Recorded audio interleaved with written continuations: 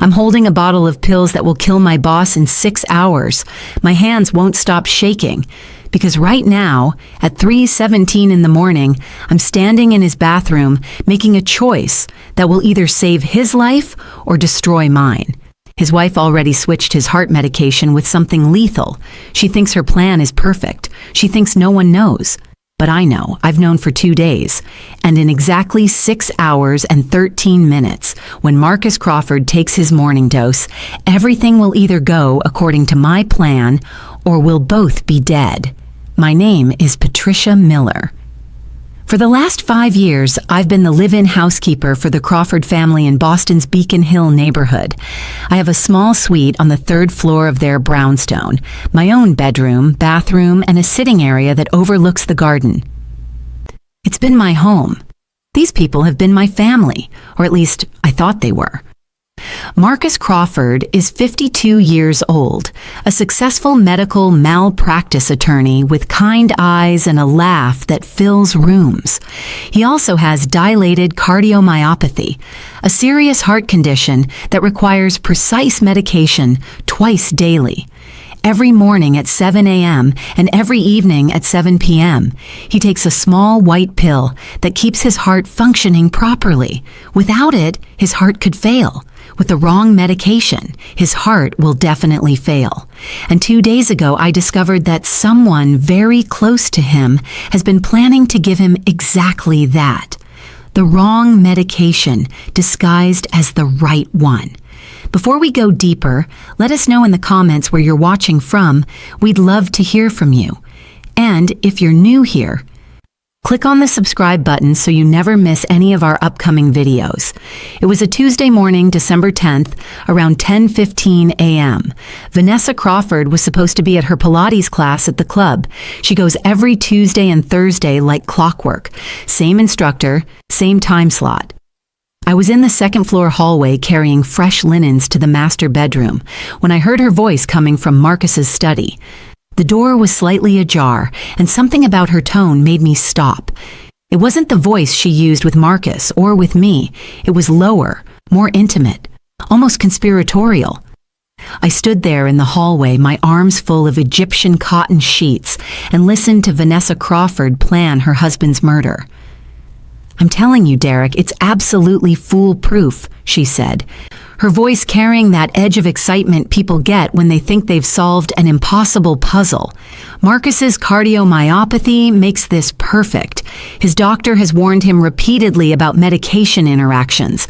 Beta blockers specifically, they're contraindicated for his condition. They would cause severe bradycardia. His heart rate would drop dangerously low, and with his weakened heart muscle, it would look exactly like his condition finally progressed. Natural causes.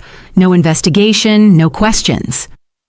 There was a pause, and I could hear her moving around the study, probably looking out the window the way she did when she was planning something. "I've already purchased the beta blockers, 50 milligram tablets, same size, same shape, same color as his prescription. You wouldn't be able to tell the difference unless you read the label. Tomorrow night, Wednesday night, I'll switch the bottles while he's sleeping. He takes a sleeping aid, so he's completely out from about 11 p.m. until 6:30 a.m. I'll go into the bedroom, take his real medication from the nightstand, replace it with the beta blockers, and put the real pills somewhere he'll never find them." My arms were getting tired from holding the linens, but I couldn't move. I was frozen, my heart pounding so loudly I was afraid she'd hear it through the door. "Thursday morning at 7 a.m., he'll take what he thinks is his regular dose," Vanessa continued. "Within 2 to 3 hours, he'll start feeling dizzy and weak.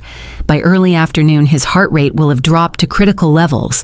He'll probably lose consciousness. I'll call 911, play the devastated wife. But by the time they get him to the hospital, it will be too late. His heart will have stopped." And here's the beautiful part, Derek. His cardiologist has been telling him for months that his condition is deteriorating despite treatment. Everyone expects this. His partners at the firm have noticed he's been tired. Even his children have commented on how exhausted he looks lately. When he dies suddenly from cardiac arrest, it will be sad but not shocking. Just another case of heart disease claiming someone too young.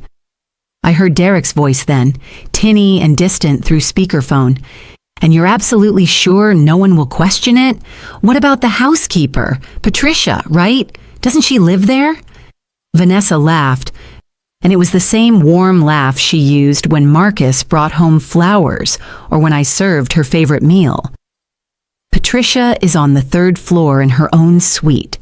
She goes to bed at 9:30 every night and sleeps like the dead. Plus, Thursday afternoon she has off. She leaves at noon to visit her daughter at Boston College. The house will be empty except for Marcus and me. No witnesses, no complications. And Patricia is so devoted to Marcus, so loyal, she'll probably help me plan his memorial service. The casual cruelty of that statement, the way she dismissed my loyalty as a tool she could use, made something shift inside me. I carefully set down the linens in the hallway and walked quickly back to my 3rd floor room, my mind racing. I closed my door, sat on my bed, and tried to process what I'd just heard. Vanessa Crawford.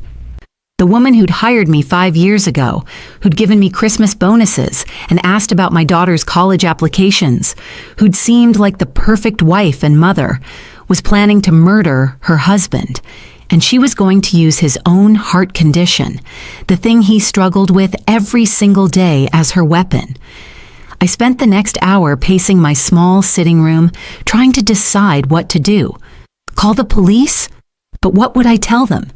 That I'd overheard a phone conversation that sounded like a murder plot? Would they even believe me? Would they act on it before she carried out her plan? And if Vanessa found out I'd reported her, she could simply not go through with it, wait a few months and try something else. Or worse, she could make me disappear first. No, I needed proof. Real, concrete, undeniable evidence. I needed to catch her in the act, but I also needed to understand exactly what I was dealing with. That afternoon, while Vanessa was out, I did something I'd never done in 5 years of working for the Crawfords. I went into the master bedroom with the intention of searching through Vanessa's private belongings. The master suite took up most of the 2nd floor, with a bedroom, sitting area, and his and hers walk-in closets. Vanessa's closet was twice the size of Marcus's, filled with designer clothes organized by season and color, shoes on custom shelves, handbags displayed like art pieces. I felt sick doing this, violating the trust of a home I'd cared for, but I kept hearing her voice saying, "Patricia is so devoted to Marcus, she'll probably help me plan his memorial service." I started searching systematically, checking drawers, looking behind shoe boxes, feeling along the top shelves.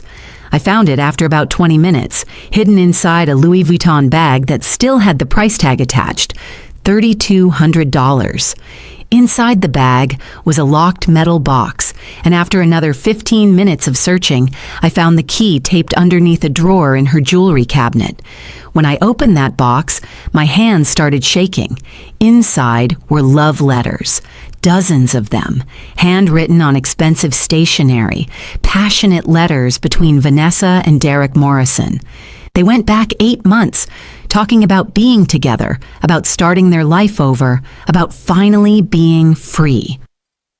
Underneath the letters was a folder, and inside that folder was documentation of a carefully planned murder. There was a $5 million life insurance policy on Marcus, taken out 7 months ago with Vanessa as the sole beneficiary. There were photocopies of Marcus's medical records, his cardiology reports, with specific medications highlighted in yellow, medications that were dangerous for his condition. There was a timeline of Marcus's daily routines, when he took his medications, when he was alone, when the household staff had time off. There were printouts of medical articles about drug interactions and cardiac events, with certain passages underlined. And there, sitting at the bottom of the box, was a prescription bottle with Derek Morrison's name on it, filled with 50 milligram tablets of metoprolol, a beta blocker. I pulled out my phone and photographed everything, every letter, every document, every page of the medical records, the insurance policy, the timeline, the medication bottle. My hands were shaking so badly that some of the photos came out blurry, but I made sure to get clear shots of the most important evidence. Then I put everything back exactly as I'd found it, replaced the box in the Louis Vuitton bag, made sure the bag looked untouched, and left the closet. Back in my room, I sat on my bed and looked through the photos, my heart pounding. The evidence was overwhelming. Vanessa had been planning this for months, carefully researching, documenting Marcus's routines, taking out life insurance, conducting an affair with someone who apparently had medical knowledge or access to prescription medications. This wasn't a crime of passion or a sudden decision. This was premeditated, calculated, cold-blooded murder. That evening, when Marcus came home from his law office at 6:45, I was waiting in the kitchen. I'd spent the afternoon thinking about my options, and I'd realized that going to the police without Marcus knowing could put him in immediate danger. If Vanessa suspected an investigation, she might accelerate her timeline or try something more desperate. No, I needed to tell Marcus first, show him the evidence, and let him decide how to proceed. But I also knew this would destroy him. 23 years of marriage, 2 children, a life built together, and I was about to tell him it was all a lie. He came into the kitchen, loosening his tie, looking tired but smiling when he saw me. "Patricia, something smells amazing. Is that your pot roast?" he asked, heading toward the coffee maker. I took a breath and said, "Mr. Crawford, I need to speak with you privately. It's urgent." The smile faded from his face immediately, replaced by concern. "Is everything all right? Did something happen to Emily or James?" He was thinking of his children, always his first thought. "No, sir, the children are fine. It's about Mrs. Crawford. Please, can we talk in your study?" We went to his study and I closed the door behind us, something I'd never done in 5 years. He sat down behind his desk and I could see real worry in his eyes now. "Patricia, you're scaring me. What's going on?" I pulled out my phone, opened the photos, and handed it to him. "Sir, I need you to look at these photos and please listen to everything I'm about to tell you before you respond." He scrolled through the photos slowly, his expression changing from confusion to disbelief to something that looked like physical pain. The love letters made him flinch. The insurance policy made his jaw tighten. When he got to the photos of his own medical records with medications highlighted, his hands started shaking. "Where did you get these?" he asked quietly. "From a locked box hidden in Mrs. Crawford's closet, sir. This morning, I overheard her on the phone describing a plan to murder you. She's going to switch your heart medication with beta blockers tomorrow night while you're sleeping.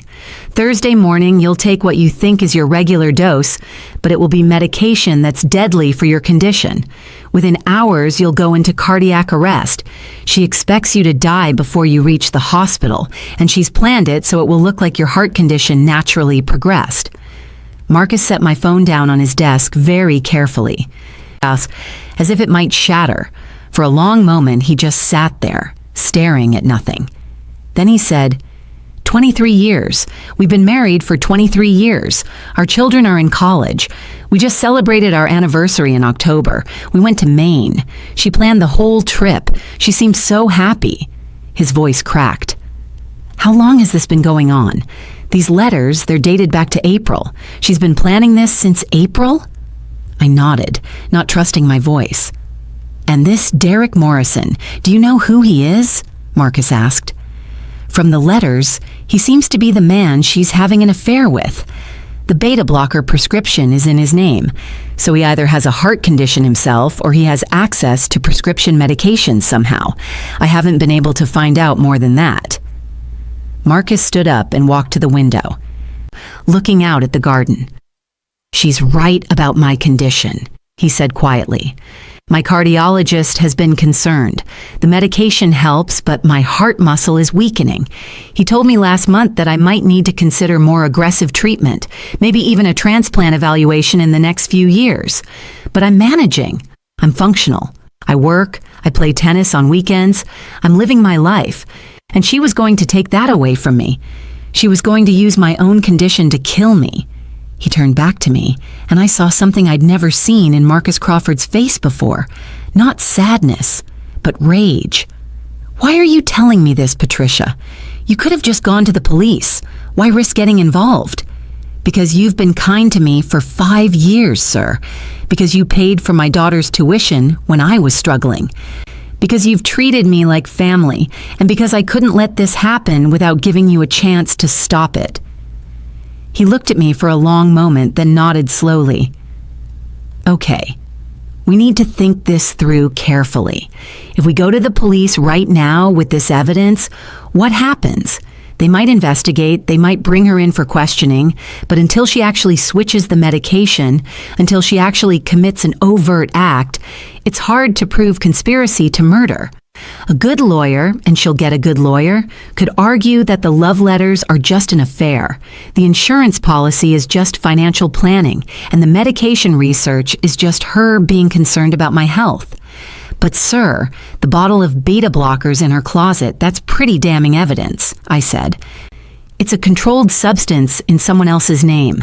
But she could claim Derek gave it to her for his own use when he visits, or that she didn't know what it was. We need her to actually switch the medications. We need video evidence of her committing the act. Then there's no defense, no way to explain it away. He was thinking like the attorney he was, mapping out the legal strategy. What are you suggesting? I asked, though I was starting to understand. I'm suggesting we let her think her plan is working. We catch her in the act, on camera, switching the medications, but we make sure I never actually take the fatal dose. We spent the next 2 hours in his study, planning. Marcus was methodical, thinking through every detail, every possible thing that could go wrong. We need cameras, he said. Small, hidden cameras that she won't notice. One in the bedroom focused on my nightstand where I keep my medication. Maybe one in the bathroom as backup. And we need audio recording to capture anything she might say. He pulled out his laptop and started researching. There are these tiny wireless cameras that look like phone chargers or alarm clocks. We can set them up tonight while she's asleep. They record to the cloud, so even if she found them later and destroyed them, we'd still have the footage. But sir, even if we have video of her switching the bottles, you can't actually take the beta blockers. They would kill you, I said. That's where you come in, Patricia. After she switches the bottles tomorrow night, you'll switch them back. But not with my real medication. We need something that will make me appear sick, symptomatic, but not actually dangerous. Something that will lower my heart rate and blood pressure enough to make it look like I'm having a cardiac event, but not enough to actually cause one.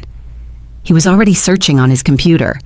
There are beta blockers that are much milder, ones that wouldn't be fatal for my condition. Or we could use something else entirely, something that mimics the symptoms without the real danger. I thought about this. What about your sleeping medication? You take it every night. What if we increase the dose slightly? It would make you drowsy, lower your blood pressure a bit, make you seem weak and disoriented. It wouldn't be dangerous, but it would look concerning enough to warrant calling 911. Marcus considered this. That could work. I take 10 milligrams of Zolpidem for sleep. If we gave me 20 or 30 milligrams instead, I'd be heavily sedated. My blood pressure would drop. I'd seem very ill. But it wouldn't be life-threatening, especially if we're prepared to call for help. He looked at me. Patricia, are you absolutely sure you want to do this? This is dangerous. If Vanessa realizes what we're doing, if something goes wrong with the timing, you could be in serious danger. I'm already in danger, sir. I know her plan. If she suspected that I knew, what do you think she'd do to protect herself? He nodded grimly. You're right. Okay, here's what we do. Tonight, Wednesday night, I'll set up the cameras in our bedroom. I'll tell Vanessa I'm working late, and when I come to bed, I'll make sure the cameras are positioned perfectly. I'll take my sleeping medication as usual. A strong enough dose that I'll be deeply asleep and won't wake up when she comes in to switch the bottles. You'll be in your room monitoring the camera feed on your phone. The cameras will stream directly to an app. When you see her make the switch, you wait until she's back in bed and asleep, then you come down and switch the bottles again. Take the beta blockers she left, replace them with the modified sleeping medication we prepare. Make sure the bottle looks exactly the same label, same fill level. And Thursday morning? I asked. Thursday morning at 7 a.m., I'll take what I think is my heart medication, but what will actually be the sleeping medication you prepared. Within an hour or so, I'll start feeling very drowsy and weak. You'll be with me, monitoring my vital signs. When I seem sufficiently symptomatic, dizzy, low blood pressure, appearing to be in distress, you call 911. Tell them I took my medication and had an adverse reaction, that I'm having a cardiac event. The ambulance will take me to Massachusetts General. The doctors will run blood tests and find medication in my system that shouldn't be there. That's when we show them the video footage of Vanessa switching the bottles. The evidence will be irrefutable. It was a dangerous plan, with so many things that could go wrong. But it was also brilliant. We'd have video proof of Vanessa attempting murder, medical proof that I'd been given the wrong medication, and my testimony as a witness. There would be no way for her to talk her way out of it. What about Derek Morrison? I asked. If he's part of the plan, he might be at the house tomorrow. Marcus thought about this. That's actually good. If he shows up, if he's involved in any way, we'll have evidence of conspiracy. Both of them will go down. He looked at me seriously. Patricia, once we do this, there's no going back. Vanessa will go to prison. My marriage will be over. My children will find out their mother tried to kill their father. This will destroy our family. Your family is already destroyed, sir. She did that when she started planning your murder. We're just making sure she doesn't succeed. He nodded slowly. You're right. Okay, let's do this.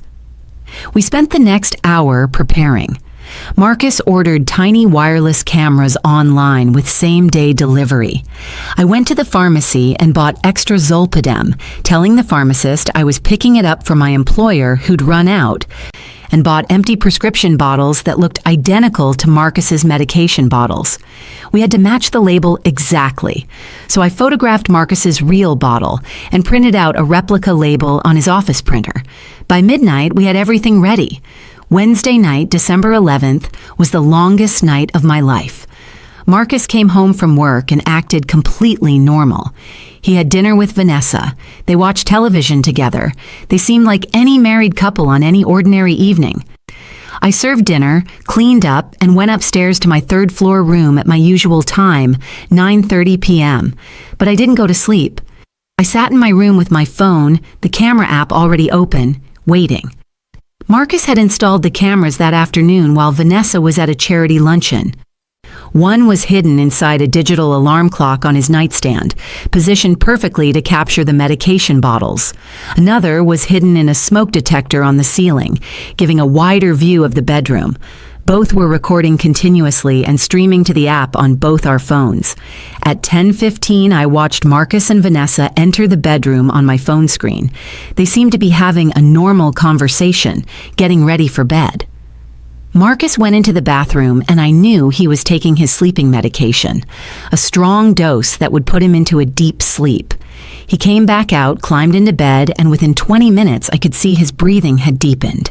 He was out. Vanessa stayed up reading for another hour, sitting in bed with her book, looking perfectly content. At 11:30, she turned off her bedside lamp. The room was dark except for the glow of the alarm clock camera. I watched and waited, my heart pounding, wondering if she was really going to go through with it, or if maybe, somehow, I'd misunderstood everything. At 2:47 a.m., Vanessa moved. I watched on my phone screen as she carefully sat up in bed, looked over at Marcus to make sure he was still sleeping deeply, then slowly got out of bed. She moved quietly to her side of the room and opened her nightstand drawer. Even with the night vision on the camera, I could see clearly as she pulled out a prescription bottle, the beta blockers. She walked around the bed to Marcus's nightstand, moving with the careful precision of someone who'd rehearsed this. She picked up Marcus's medication bottle, unscrewed the cap, and poured the contents into her hand. I counted the pills through the screen. She dumped about 30 pills into her palm. Then she put those pills into her pocket, took the bottle of beta blockers, and carefully poured those pills into Marcus's bottle instead. She was doing exactly what she'd told Derek she would do, switching the medications, replacing life-saving pills with lethal ones. She screwed the cap back onto Marcus's bottle, placed it exactly where it had been on his nightstand, then returned to her side of the bed with her pocket full of Marcus's real medication. She slipped back under the covers, and within a few minutes, I could see her breathing even out. She'd fallen asleep. I waited, watching the clock on my phone. I needed to be absolutely sure she was deeply asleep before I went down there. At 3:30 a.m., 43 minutes after she'd made the switch, I decided it was time. I crept out of my third-floor room, moving as quietly as possible down the stairs. The house was completely silent except for the old floorboards creaking softly under my feet. Every sound seemed magnified in the darkness. I reached the second floor, moved down the hallway to the master bedroom, and carefully, slowly, opened the door. The room was dark, except for the faint glow of the alarm clock camera. I could hear both of them breathing, Marcus's deep, drugged sleep breathing and Vanessa's softer, natural sleep breathing. I moved to Marcus's nightstand, my hands shaking so badly I almost knocked over the lamp. I picked up his medication bottle, the one Vanessa had just filled with beta blockers. I unscrewed the cap as quietly as possible, though even the soft sound of plastic threads seemed deafeningly loud in the silent room. I poured the beta blockers into a plastic bag I'd brought with me, then pulled out the bottle I'd prepared, filled with sleeping medication disguised as heart medication. I poured those pills into Marcus's bottle, screwed the cap back on, and placed it exactly where it had been. The whole thing took maybe 90 seconds, but it felt like an hour. I backed out of the room, closed the door softly, and made my way back upstairs. In my room, I collapsed on my bed, my whole body shaking with adrenaline. I'd done it. I'd switched the switch. Tomorrow morning, Marcus would take what he thought was his heart medication, but what Vanessa had replaced with beta blockers, but what I had then replaced with sleeping medication. He would get sick, but not dangerously sick. We'd call for help. The doctors would find the wrong medication in his system. And we had video proof of Vanessa making the original switch. It was all going to work. It had to work. I set my alarm for 6 a.m. just in case I somehow fell asleep, but I didn't sleep at all. I lay in my bed, watching the minutes tick by, going over every part of the plan, thinking about everything that could go wrong, praying that I hadn't miscalculated any of it. Thursday morning, December 12th, began like any other morning. My alarm went off at 6, though I'd been awake the entire night. I got up, showered, got dressed, and went downstairs to start preparing breakfast. At 6:45, Vanessa came down to the kitchen, perfectly put together as always, her hair styled, makeup applied, wearing expensive casual clothes. "Good morning, Patricia," she said brightly, pouring herself a cup of the coffee I'd just made. "I'm meeting my sister for lunch today, so I'll be out from 11 until about 3. Can you make sure Marcus eats something substantial for dinner tonight? He's been looking so tired lately. I'm worried about him." The casual cruelty of it, the fact that she could stand there planning to be out of the house when her husband died, pretending concern about his health, made my skin crawl. "Of course, Mrs. Crawford," I said, keeping my voice steady. "I'll make his favorite, the chicken marsala." At 7 a.m., Marcus came downstairs. He looked tired, which wasn't unusual after taking sleeping medication, but he was alert enough to function. He smiled at me, a small, tight smile that said, "We're really doing this," then went through his normal morning routine. He poured a glass of water, picked up his medication bottle from where he'd left it on the kitchen counter the night before, a backup bottle he kept there for convenience, and took his morning dose. I watched as he swallowed the pill, actually sleeping medication disguised as heart medication, while Vanessa watched him over her coffee cup. She looked satisfied, almost content. She thought her plan was working perfectly. "I'm heading to the office," Marcus said, gathering his briefcase. "I have depositions all morning. Patricia, I might not feel well later. I've been having some dizzy spells. If I come home early, don't be alarmed. He was setting up the scenario perfectly, letting me know he'd come home when the medication started taking effect.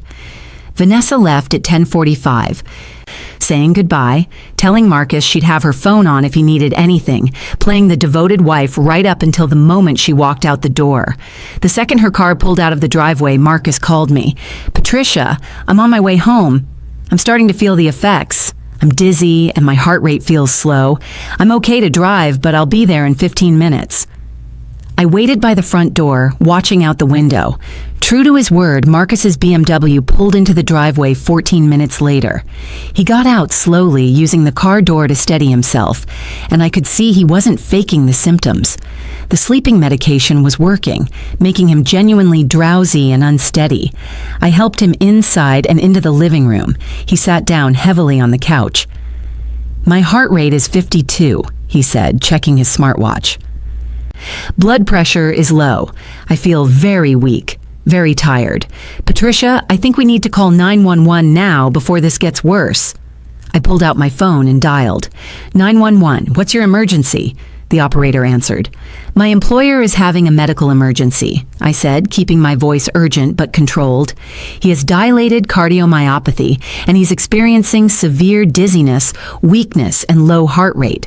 He took his morning heart medication about 3 hours ago, and he's gotten progressively worse. We need an ambulance immediately." I gave them the address, answered their questions about his symptoms and medical history, and stayed on the line until I heard sirens approaching. The paramedics arrived in 7 minutes. They came in with their equipment, immediately taking Marcus's vital signs, asking questions. His heart rate was 50. His blood pressure was 90/60. He was pale and clammy, and he told them he felt like he might pass out. "What medications are you on?" one paramedic asked. Marcus listed his prescriptions, including his heart medication. "Do you have the bottle?" the paramedic asked. I ran to get it. The bottle from the kitchen counter that Vanessa had filled with beta blockers, but that I'd refilled with sleeping medication. The paramedic looked at the label, looked at Marcus, and said, "We need to transport you immediately. This could be a serious cardiac event." They loaded Marcus onto a stretcher and into the ambulance. One paramedic stayed in the back with him while the other drove. I asked if I could ride along, and they said yes. As we pulled away from the house, sirens wailing, I saw Mrs. Quax Henderson from next door watching from her window. The whole neighborhood would know something happened by dinner time. At Massachusetts General Hospital, they rushed Marcus into the emergency department. Doctors and nurses swarmed around him, hooking him up to monitors, starting IVs, asking rapid-fire questions. I stood back against the wall, trying to stay out of the way, but not wanting to leave. A doctor approached me. "Are you family?" she asked. "No, I'm his housekeeper. I live with the family. I was there when he collapsed. We're going to run a full cardiac workup, including blood tests to check for any medication interactions or toxins. Do you know if he took anything unusual today? Any new medications or supplements?" "No, just his regular prescriptions," I said. "But you should know. His wife mentioned recently that she was concerned about his medications. She'd been researching his condition online, asking questions about drug interactions. I was planting seeds, making sure they'd think to test for medications that shouldn't be there." The doctor nodded and went back to Marcus's bedside. I pulled out my phone and called Vanessa. She answered on the second ring, sounding cheerful. "Patricia, what's going on?" "Mrs. Crawford, something's happened. Mr. Crawford came home from work early. He wasn't feeling well and he collapsed. We called 911 and they've taken him to Massachusetts General. You need to come right away." There was a pause, and when Vanessa spoke again, her voice had changed, now filled with what sounded like genuine alarm. "Oh my God, what happened? Is he okay? I'm coming right now." She hung up. I sat down in the waiting room, my hands shaking from adrenaline. This was it. This was the moment when everything would either come together or fall apart. About 40 minutes later, Vanessa rushed through the emergency department doors, her face perfectly composed in an expression of worry and fear. She came straight to me. "Where is he? What happened? The doctors won't tell me anything." "They're running tests," I said. "He had very low heart rate and blood pressure. They think it might be related to his heart condition." A doctor came out then, the same one I'd spoken to earlier. "Mrs. Crawford," Vanessa nodded. "I'm Dr. Martinez. Your husband is stable, but we've found something concerning in his initial blood work. He has traces of a beta blocker in his system, specifically metoprolol.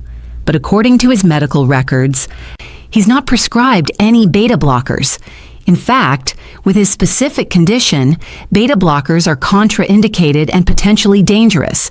Do you know how he could have been exposed to this medication?" Vanessa's face went pale. "A beta blocker? No, that's impossible. Marcus only takes his prescribed medications. He's very careful about that because of his condition." "We need to figure out how this medication got into his system," Dr. Martinez said. "We've contacted his cardiologist, and we're going to keep him here for observation. But Mrs. Crawford, the level of beta blocker in his blood is consistent with him having taken a full therapeutic dose this morning. If he had continued his normal activities instead of coming to the hospital, given his heart condition, this could have been fatal." Vanessa put her hand to her mouth. A perfect performance of shock and horror. Oh my God. Could there have been a pharmacy error?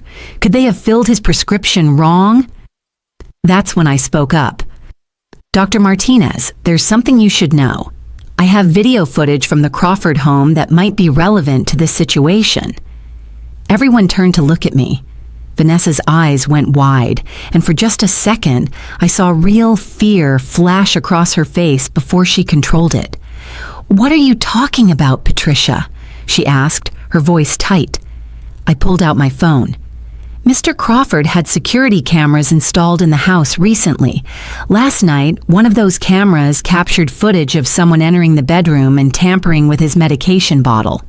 I opened the video app and showed it to Dr. Martinez, the clear footage of Vanessa at 2:47 a.m., taking pills out of Marcus's medication bottle and replacing them with different pills." Dr. Martinez watched the video, her expression growing more serious with each second. When it finished, she looked at Vanessa. "Mrs. Crawford, this video appears to show you switching your husband's medication. Can you explain what we're seeing?" Vanessa's face had gone from pale to white. "That's not what it looks like. I was just organizing his medications. He's always so careless with his pills. I was making sure he had the right ones." "But you can see in the video that you're putting pills from a different bottle into his prescription bottle," Dr. Martinez said. "Where did those other pills come from?" Before Vanessa could answer, 2 police officers walked into the waiting area. I'd texted Marcus's personal attorney from the ambulance, and he'd apparently contacted the police immediately. "Mrs. Crawford," one of the officers said, "we need to ask you some questions about a possible case of medication tampering. Can you come with us, please?" Vanessa looked around wildly, seeing the trap closing in around her. "I want to call my lawyer," she said. "That's your right," the officer said, "but we need you to come to the station with us." Vanessa's composure finally cracked. "This is ridiculous. Patricia, what have you done? You've completely misunderstood what you saw. I was helping Marcus. I was trying to organize his medications because he's been so confused lately." She was grasping now, trying to create some alternative explanation, but her voice had that edge of panic that comes when someone realizes their carefully constructed plan is unraveling. The second police officer stepped forward. "Ma'am, we've also been informed that there may be additional evidence at your residence. We have a warrant to search your home, specifically your bedroom and personal belongings. We'd like you to come with us now." Vanessa looked at me with pure hatred. "You went through my things. You had no right. Marcus, you put her up to this, didn't you? You're trying to frame me for something." But Marcus wasn't there to respond. He was in an examination room, supposedly still recovering from his medication reaction, though I knew he was probably listening to everything through the hospital room monitors. Dr. Martinez spoke up then, her voice professional but firm. Mrs. Crawford, I need to inform you that based on what we've seen in that video and the medication found in your husband's system, I'm required by law to report this as a case of suspected poisoning. The police will need to investigate, and I'll be providing them with copies of all of Mr. Crawford's medical records and test results from today. Vanessa's last bit of control shattered. You don't understand. None of you understand. 23 years I've been married to that man. 23 years of his endless work schedule, his health problems, his boring legal cases. I've given him the best years of my life, and what do I have to show for it? A house I can't even sell without his permission, accounts in both our names, everything tied up in trusts and prenuptial agreements. He made sure I'd never have anything of my own. The confession was tumbling out now, fueled by panic and rage.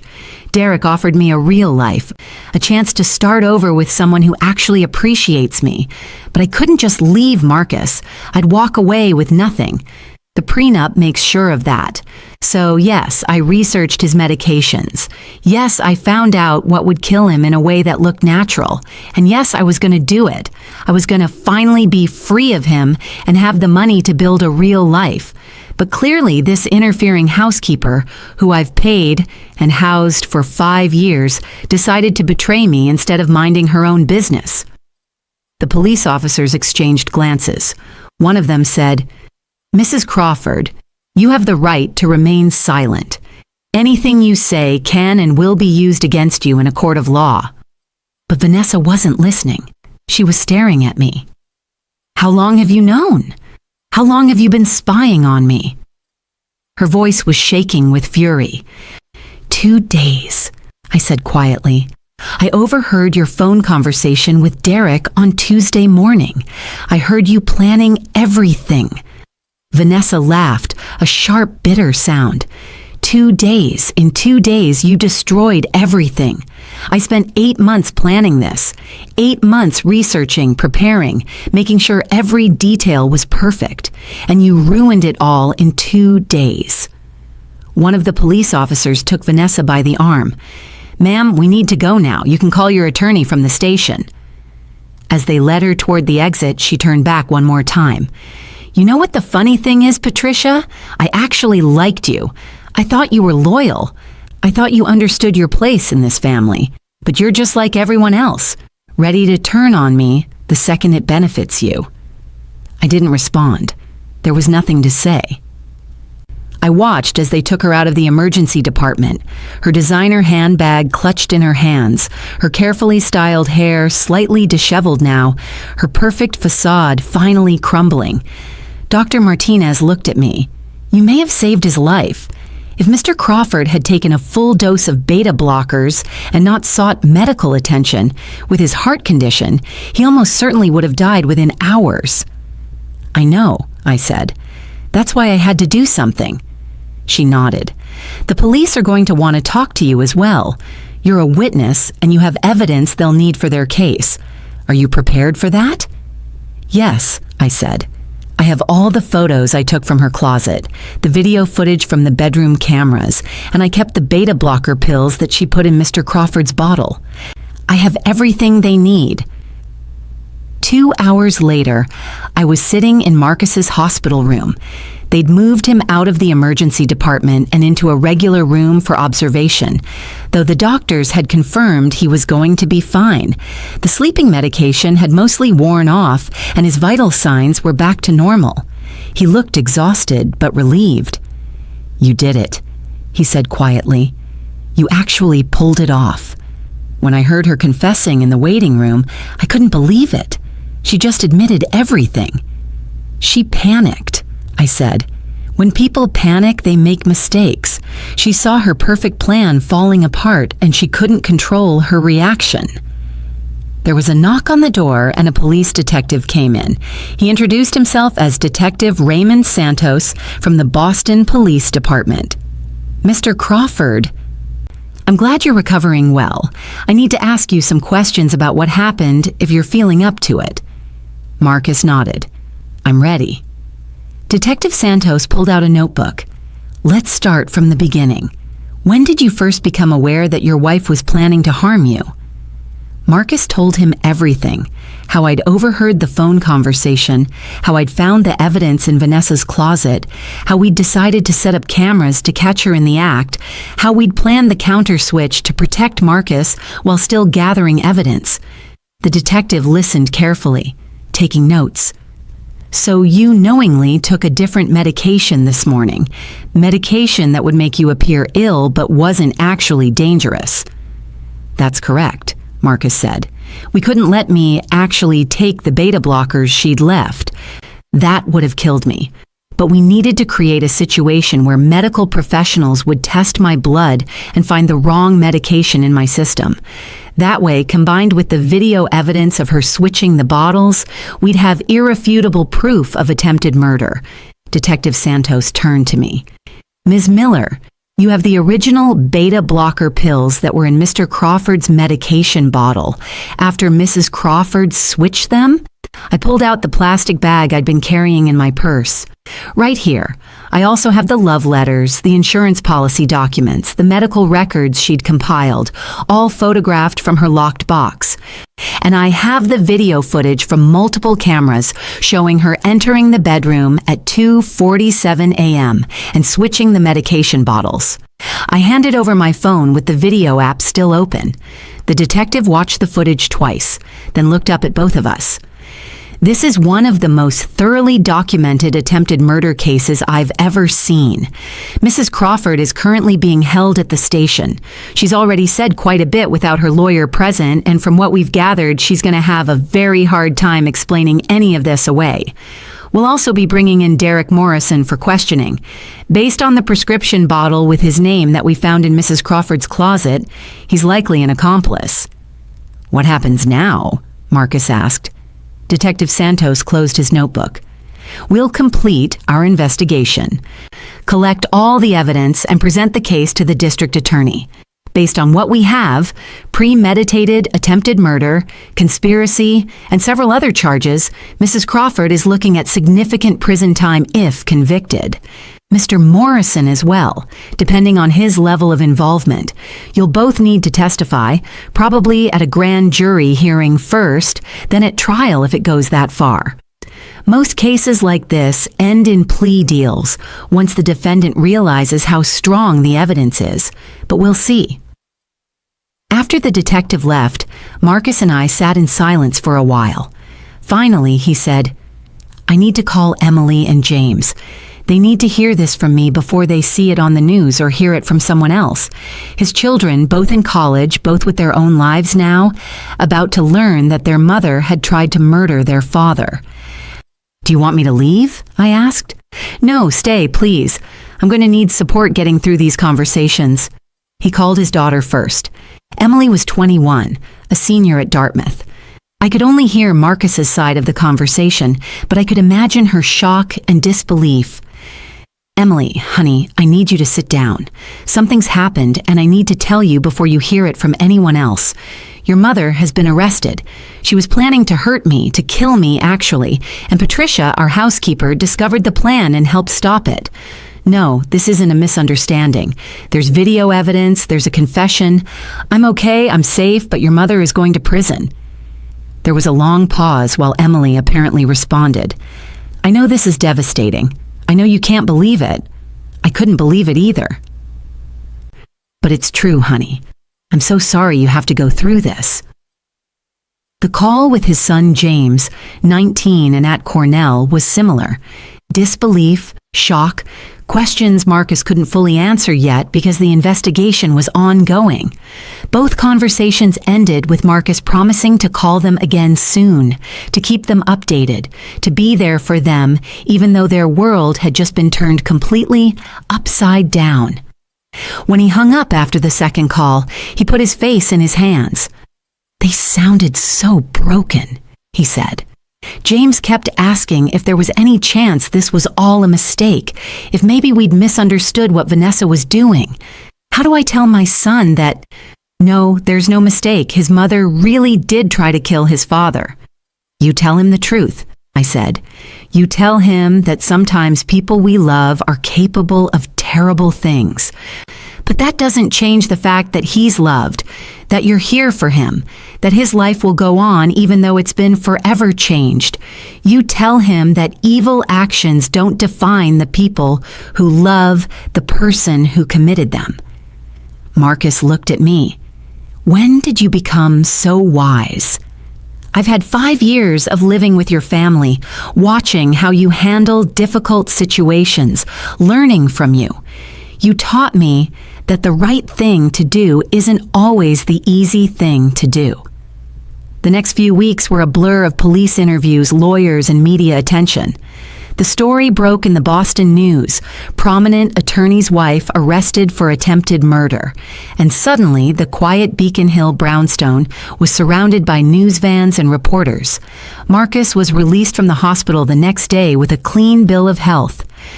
The doctors confirmed that the beta blockers would indeed have been fatal if he'd taken them and continued his normal activities. His heart would have stopped sometime that afternoon. Vanessa was denied bail, considered a flight risk given the severity of the charges and the strength of the evidence against her. Derek Morrison was arrested 3 days later and charged as an accomplice. It turned out he wasn't a doctor at all. He was a pharmaceutical sales representative who'd met Vanessa at a charity fundraiser the previous spring. He'd provided her with the beta blockers and helped her research which medications would be fatal for Marcus's condition. In exchange, she'd promised him a future together, funded by Marcus's life insurance money. The evidence kept mounting. Police found detailed notes on Vanessa's laptop outlining the plan, encrypted emails between her and Derek discussing timing and methods, even search history showing her research into how long beta blockers stayed in a person's system and whether they'd show up in an autopsy. She'd been meticulous in her planning, which ironically made the case against her even stronger. Every detail she'd carefully documented became evidence of premeditation. 3 weeks after her arrest, Vanessa's attorney reached out to the district attorney about a plea deal. The evidence was overwhelming.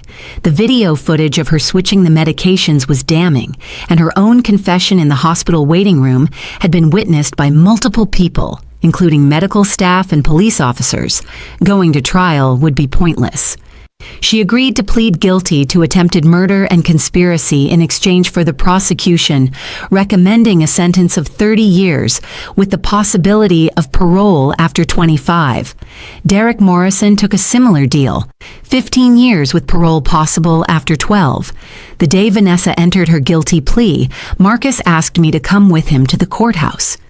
We sat in the gallery as Vanessa, wearing an orange jumpsuit instead of her usual designer clothes, stood before the judge and admitted to attempting to murder her husband. Her voice was flat, emotionless as she said the words. I knowingly and willfully planned to cause the death of Marcus Crawford by replacing his prescribed heart medication with beta blockers, knowing that such medication would be fatal given his medical condition. I did this with the intention of collecting life insurance money and inheriting his estate.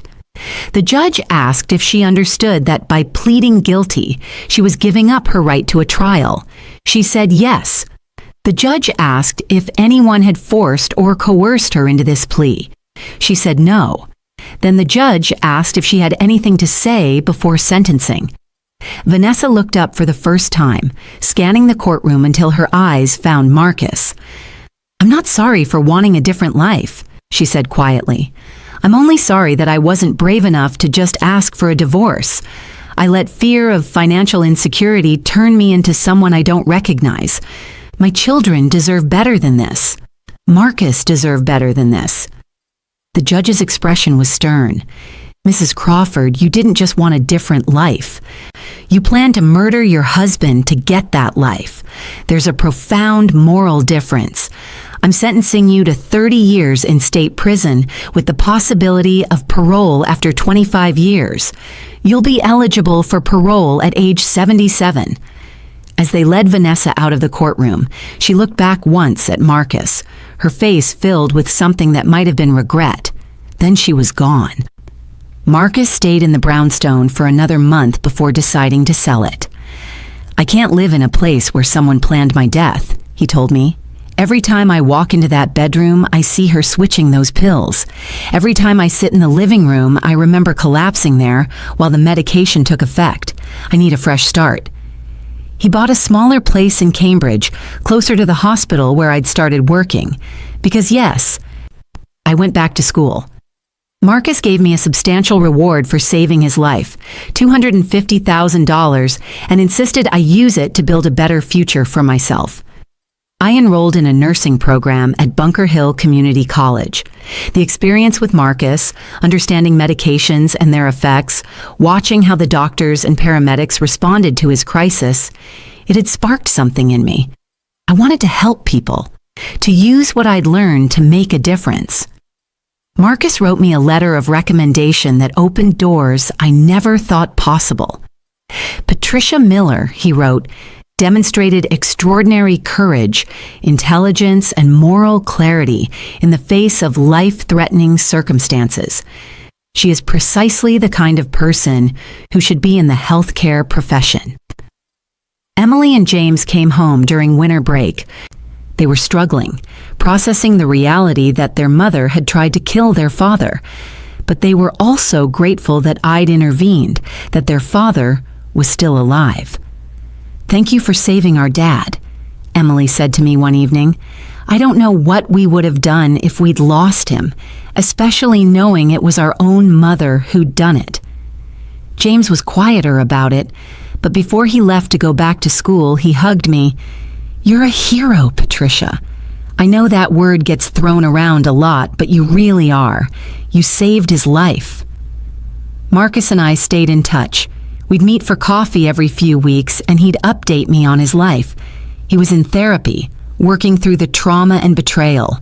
His law practice continued to thrive, and slowly, carefully, he was learning to trust again. "You know what the hardest part is?" he asked me once. "It's not the fact that she tried to kill me. It's that for all those years, I thought I knew her. I thought we had something real, and I was completely wrong about who she was. It makes me question my own judgment about everything." "You weren't wrong about who she was," I said. "You were wrong about who she became. People change. Circumstances change them. Greed, fear, desperation, those things can transform someone into a person they never intended to be. But that doesn't mean your 23 years together were a lie. They were real at the time. She just made terrible choices that destroyed what you had." 6 months after that December night when I switched medication bottles in the dark, I was working as a certified nursing assistant at Massachusetts General Hospital. I'd passed my certification exam and was hired almost immediately, partly because of my experience with Marcus's case, partly because the hospital staff remembered how I'd handled that crisis. I worked on the cardiac floor, helping patients with heart conditions manage their medications and their fear. Every day, I thought about how close Marcus had come to dying, how one person's selfishness and careful planning had nearly succeeded, how fragile life really is, how a small white pill can hold either healing or death, depending on what's inside the bottle. I became known among the staff as someone who triple-checked medications, who never assumed that just because something was in a prescription bottle, it was correct. My colleagues teased me about being obsessive, but I didn't care. I knew what could happen when medications were switched with malicious intent. What I want people to understand from this story is that evil doesn't always look evil. Vanessa Crawford seemed like a perfect wife, a devoted mother, a generous employer. She smiled warmly, attended charity events, remembered birthdays. She was likable, charming, completely normal on the surface. But underneath that exterior, she was capable of planning murder with cold calculation. That's the scary truth. Monsters can look just like regular people. They can pour your coffee and ask about your day while planning your death. The other thing I want people to understand is that when you see something wrong, when your instincts tell you something isn't right, you have to listen to that voice. I could have convinced myself that I'd misunderstood the phone conversation. I could have decided it wasn't my business. I could have been too afraid to get involved. but I listened to my instincts. I trusted what I knew to be true, and I acted on that knowledge, even though it was terrifying. So here's what I would say to anyone watching this. If you see something wrong, say something. If someone is in danger, get involved. Don't assume someone else will handle it. Don't assume you must be wrong because the alternative is too terrible to consider. Trust yourself. Take action. Be willing to step up even when it's uncomfortable or risky, because sometimes you're the only person who can stop something terrible from happening. What would you have done if you were in my position? If you'd overheard that conversation, if you'd found that evidence, would you have gotten involved or walked away? What would you have done if you were Marcus, told by your housekeeper that your spouse was trying to kill you? Would you have believed it, or would you have dismissed it as impossible? These aren't easy questions. Everyone's situation is different, but I hope that if you ever find yourself in a position where someone needs help, you'll remember this story and find the courage to act. That December night, standing in Marcus Crawford's bathroom at 3 a.m, holding a bottle of pills and making a choice that would determine whether he lived or died, that was my defining moment. And I chose to be someone who acts, someone who cares, someone who believes that one person can make a difference. Whatever happens in the rest of my life, I'll always have that. The knowledge that when I was tested, when everything was on the line, I didn't freeze.